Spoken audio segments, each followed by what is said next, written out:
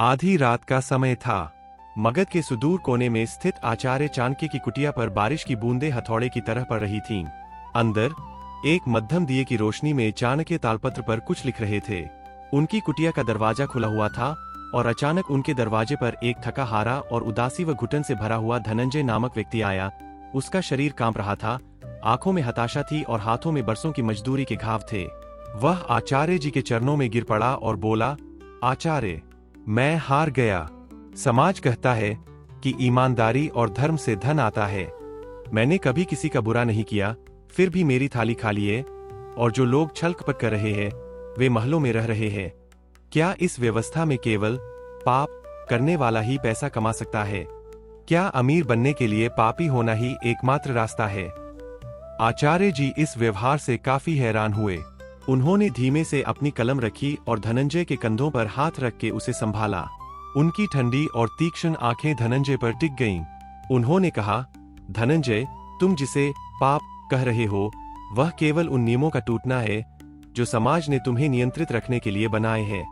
तुम इसलिए गरीब नहीं हो कि तुम ईमानदार हो, तुम इसलिए गरीब हो क्योंकि तुम दुनिया को वैसे देख रहे हो जैसी उसे होना चाहिए, न कि वैसी जैसी वह असल में काम करती है। बैठो, आज मैं तुम्हें धन निर्माण का वह अदृश्य विज्ञान समझाता हूँ जिसे कमजोर लोग पाप का नाम देते हैं। फिर आचार्य जी और धनंजय जमीन पर बैठ गए और चाणक्य जी ने रोशनी के लिए दिया बीच में रखा।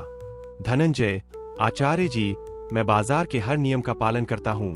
जो टैक्स, जो कायदे राजा और बड़े व्यापारियों ने तय किए हैं, मैं उनके तहत ही व्यापार करता हूँ, फिर भी मैं हमेशा कर्ज में डूबा रहता हूँ। आचार्य जी ने बुझते हुए दिए को देखा और कहा, शक्तिशाली लोग कमजोरों को पूर्ण नैतिकता और नियमों का पाठ इसलिए पढ़ाते हैं ताकि कमजोर हमेशा उनके लिए पूर्वानुमेय यानी प्रेडिक्टेबल बने रहें। नियम विजेताओं द्वारा खेल के मैदान को स्थिर रखने के लिए बनाए जाते हैं ताकि कोई नया प्रतियोगी उनके साम्राज्य को चुनौती न दे सके। जब तक तुम उनके बनाए नियमों की परिधि में खेलोगे, तुम उनके मुनाफे का एक जरिया मात्र रहोगे। विस्तार, यदि तुम्हें धन के शिखर पर पहुंचना है तो तुम्हें यह समझना होगा कि कठोर और अंधी नैतिकता एक विलासिता यानी लक्ष्यरी जो केवल पेट भरने के बाद खरीदी जाती है। तुम्हें कानूनी सीमाओं और नैतिक बंधनों के बीच का अंतर समझना होगा। नियमों को तोड़ने का साहस ही कमजोर को शक्ति देता है। जिसे समाज पाप कहता है वह असल में स्थापित व्यवस्था के एकाधिकार को तोड़ने की शुरुआत है। धनंजय, मैंने अपने नए व्यापार में लोगों की बहुत मदद की। मजदूरों को अग्रिम वेतन दिया, ग्राहकों को छूट दी।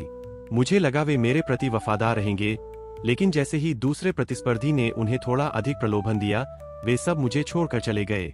आचार्य जी, कृतज्ञता यानी ग्रैटिट्यूड एक अत्यधिक वाष्पशील यानी वॉलेटाइल भावना है। यह बहुत जल्दी उड़ जाती है, लेकिन निर्भरता एक स्थायी संरचनात्मक स्थिति है। जब तुम किसी की भलाई करते हो तो तुम उस पर एक मनोवैज्ञानिक बोझ डाल देते हो, और मनुष्य का स्वभाव है कि वह उस व्यक्ति से दूर भागना चाहता है जिसका वह कर्जदार होता है। विस्तार, कभी भी किसी की वफादारी या उसकी अच्छाई पर अपना व्यापार मत टिकाओ। एक ऐसा तंत्र बनाओ जहां तुम्हारे मजदूरों, पार्टनर्स और ग्राहकों का अस्तित्व और उनका आर्थिक लाभ तुमसे इस कदर जुड़ जाए कि वे चाहकर भी तुम्हें धोखा न दे सकें। वफादारी दिल से नहीं, डर और स्वार्थ के संतुलन से पैदा होती है। उन्हें अपनी भलाई का आदी मत बनाओ, उन्हें अपनी जरूरत का गुलाम बनाओ। धनंजय, मेरे सबसे करीबी सलाहकार, जिसे मैं अपने भाई की तरह मानता था और जिसे मैंने अपने व्यापार के सारे गुप्त मार्ग और सप्लायर्स की सूची सौंप दी थी, उसने मेरी जानकारी चुराकर अपना अलग व्यापार खड़ा कर लिया और मुझे बीच राह में छोड़ दिया।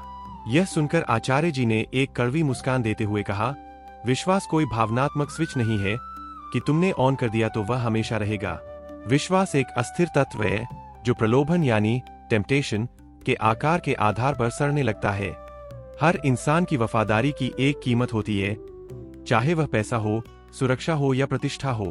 यदि तुमने किसी को अपने पूरे साम्राज्य की पारदर्शिता यानी ट्रांसपेरेंसी दे दी तो तुमने उसके हाथ में एक भरी हुई तलवार दे दी है और केवल प्रार्थना कर रहे हो कि वह तुम पर वार न करे। विस्तार, सूचना का प्रवाह हमेशा असंतुलित होना चाहिए। तुम्हारे तंत्र में काम करने वाले किसी भी एक व्यक्ति को पूरी तस्वीर का पता नहीं होना चाहिए। उन्हें सिर्फ अपने हिस्से का काम पता होना चाहिए। जब तक जानकारी के टुकड़े अलग अलग रहेंगे, किसी के पास तुम्हें धोखा देकर खुद का साम्राज्य खड़ा करने की मार्केट वैल्यू नहीं होगी। रहस्य को छुपाना पाप नहीं, आत्मरक्षा की कूटनीति है। धनंजय, आचार्य, मैं दिन में 18 घंटे काम करता हूँ। सबसे बेहतरीन और शुद्ध अनाज का उत्पादन करता हूँ, लेकिन फिर भी मुनाफा वो बिचौलिए कमा ले जाते हैं जो केवल एक जगह बैठकर माल को यहाँ से वहां भेजते हैं। आचार्य जी, यह व्यवस्था कभी भी उत्पादक यानी बनाने वाले को पुरस्कृत नहीं करती। यह व्यवस्था हमेशा उस इकाई को पैसा देती है जो अवरोध यानी बॉटलनेक को नियंत्रित करती है। सड़क बनाने वाला हमेशा उतना ही कमाएगा जिससे उसका पेट भर सके, लेकिन उस सड़क के बीच में टोल बूथ लगाने वाला असीमित धन कमाएगा। विस्तार, मेहनत करना बंद करो और तंत्र को बारीकी से देखो। यह मत सोचो कि तुम कितनी मात्रा में उत्पादन कर सकते हो। यह देखो कि वह कौन सा संकरा रास्ता या माध्यम है जिसके बिना कोई भी व्यापारी अपना माल बेच नहीं सकता। चाहे वह वितरण प्रणाली यानी डिस्ट्रीब्यूशन हो, कच्चा माल हो या कोई विशेष अनुमति, उस चोक पॉइंट को खरीद लो या उस पर कब्जा कर लो। जब तुम गर्दन पर हाथ रख दोगे तो पूरा शरीर तुम्हारे इशारे पर नाचेगा। धनंजय, जैसे ही मैंने बॉटलनेक पर कब्जा किया और मेरा मुनाफा बढ़ा, मैंने अपने राज्य के बड़े व्यापारियों और अधिकारियों को यह दिखा दिया कि मैं अब उनसे कमजोर नहीं हूं। इसके तुरंत बाद उन सब ने मिलकर मेरे खिलाफ झूठे आरोप लगवाए और राज्य द्वारा मेरे गोदाम सील करवा दिए। आचार्य जी, जैसे ही तुम अपनी पूर्ण क्षमता, धन और महत्वाकांक्षा का प्रदर्शन करते हो, तुम अपने चारों ओर के शिकारियों को अपने विनाश का आमंत्रण देते हो। मानवीय अहंकार और असुरक्षा बहुत खतरनाक होती है। यदि तुम्हारे प्रतिस्पर्धियों को पता चल गया कि तुम एक उभरता हुआ खतरा हो, तो वे अपने आपसी मतभेद भूलकर तुम्हें कुचलने के लिए एक हो जाएंगे। विस्तार, तुम्हें रणनीतिक अयोग्यता यानी कैलकुलेटेड हार्मलेसनेस की कला सीखनी होगी। जब तुम बढ़ रहे हो तो दुनिया के सामने खुद को मूर्ख, सीधा, भाग्य के भरोसे जीने वाला और कमजोर दिखाओ। जब लोग तुम्हें देखकर तुम पर तरस खाएंगे या तुम्हें खुद से छोटा समझेंगे, तो वे अपनी सुरक्षा ढीली कर देंगे। उनकी आंखों के सामने रहकर भी अदृश्य रहो, जब तक कि तुम्हारा किला इतना मजबूत न हो जाए कि उनका सामूहिक प्रहार भी उसे हिला न सके। उपसंहार। धनंजय और चाणक्य जी के इन वार्तालाप में पूरी रात बीत गई और सुबह की पहली किरण चाणक्य जी के कुटिया पर गिरी। बारिश थम चुकी थी। धनंजय आचार्य चाणक्य के चरणों में झुक गया और अपने आने वाले कल के लिए दुआएं मांगी। वह कुटिया से बाहर निकला और इस बार उसकी चाल में एक असीम शक्ति थी। वह समझ चुका था कि दुनिया के बनाए नैतिक भ्रामक जालों को तोड़ना पापी होना नहीं, बल्कि इस कलयुग के जंगल का सबसे बड़ा यथार्थवादी यानी रियलिस्ट होना है।